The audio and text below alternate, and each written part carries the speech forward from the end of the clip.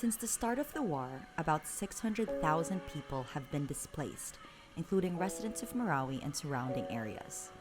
The government set up at least 13 evacuation centers like this one. Many residents did not think the fighting would be intense and sustained, so they fled with nothing, thinking they would be back in 3 days. Evacuees say conditions are unhealthy and unsustainable. When it rains, it floods. During the day, the heat is unbearable. Look closely and notice how small each family's space is. I'm Natasha Gutierrez, regional correspondent for Rappler.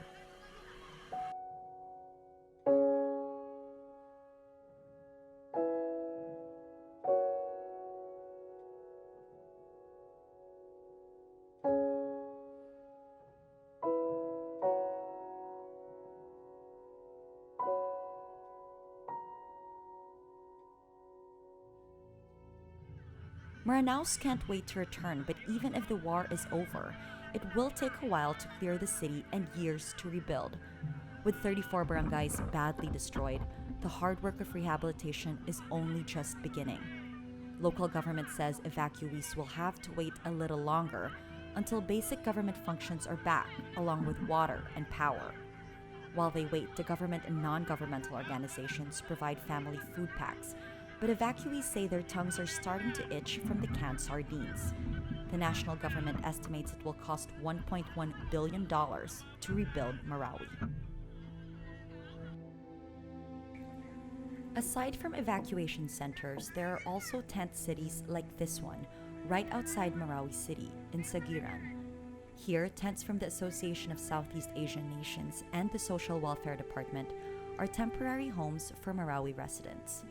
About 400 evacuees live here, with each tent housing 3 to 4 families. Marawi used to be an affluent city in the south, but evacuees have been reduced to this existence for 5 months. When I arrive, women evacuees are gathered in the village hall.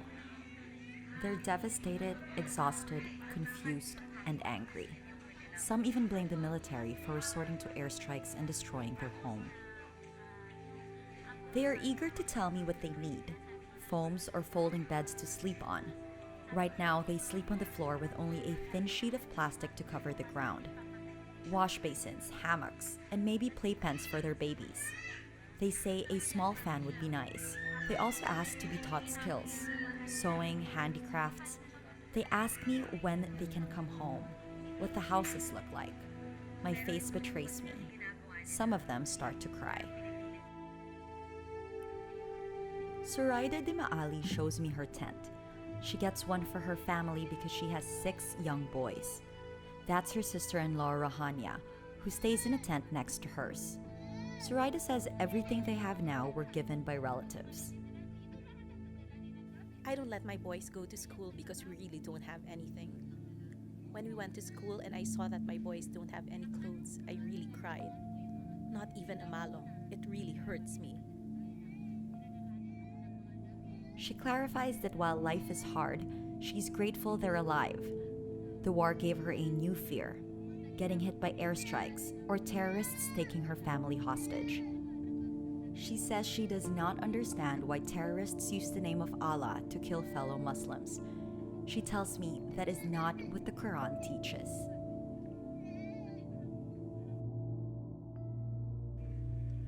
While there are heroes from inside the battle zone, there are also everyday heroes outside. I met one of them. Sulaiman P. Ali is the chairman of Barangay Bito Buwadi, Itoa. His family owns this plot of land where the tents are set up. Do you see that area behind the evacuees? He also lent that part of his property so the evacuees could plant vegetables. I asked him why he lent his land. I told the internally displaced people to use this land for farming so that in case the relief goes away, they still have something to depend on. Also the professionals, the teachers, and others who are here, I tell them to plant so the others see them and will follow suit, to inspire the rest. I ask him if it gives them hope. Yes, exactly. A lot of them stress about their homes that were burned or destroyed. Farming lets them forget it. He and his brothers offered to lend their land for 3 years, until the evacuees are resettled. But for many, it's far too late. I'm here in Maqbara Muslim Cemetery where over 90 bodies are buried. Most of these bodies here are terrorists or civilians. All of them are unidentified. This is why, if you look closer, there are only numbers marking their graves. In Islam, Muslims are supposed to be buried within 24 hours of their death, but in war zones, it may take months before the bodies are recovered. The bodies buried here are in different states. Some were skeletons by the time they were recovered, others were decomposing, but the military thought it would still be respectful to give them a proper burial. So they were brought here in this mass grave. In the distance, you see a mosque. It's very silent here, actually, very peaceful. You can hear the birds.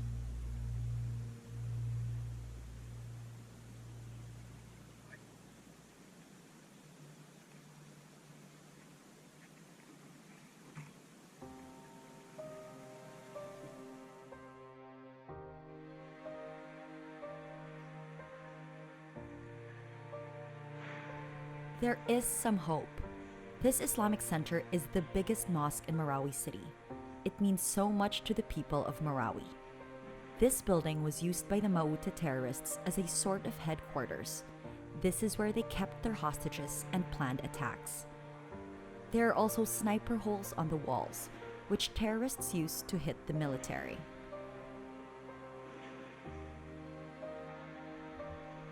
Look up. Those are holes from grenades. The military could have, but did not bomb it, because it vowed not to destroy places of worship and culture. This is why it took the military 3 months to retake the mosque. Now it stands tall amid rubble. Aside from the holes, it remains intact, a symbol of hope and a place of refuge for Maranaos when they return.